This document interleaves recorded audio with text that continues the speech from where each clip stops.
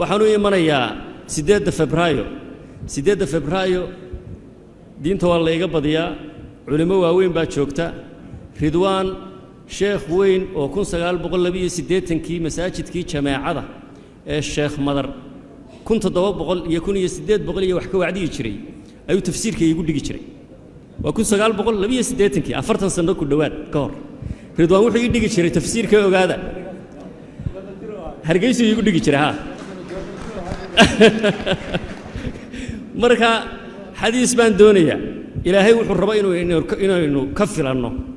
inni inda danna abdi adoonkaygu wuxuu iga fisho ayaan yacni siiya 8 Febraayo ilaahay khayr iyo baraare iyo nabad iyo roob inoo daa ayaynu ka filanaynaa soo maaha waxa timid firaaq sharci miyuu jiraya baarlamaanku labadiisa sharci waxa ay ansixiyeen sharci act of parliament madaxweynuhuna saxeexay oo baarlamaankan ilaa baarlamaan bedelaya la helo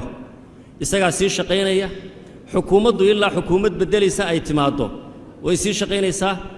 madaxweynuhu ilaa madaxweyne bedelaya oo xilka uu ku wareejinaya ama ay xildhibaanada Soomaaliyeed u gartaan inuu sii wato la helo sidaas uu sii joogaya marka aniga waxay la tahay aan kaga baxno ilaahay khayr aynu ka wada rajayno 8 Febraayo in roob inoo daa Soomaaliya oo dhan oo ina maansheeyo aynu ilaahay ka wada barino waa mahadsantihiin wassalaamu calaykum waraxmatullaahi wabarakaatuh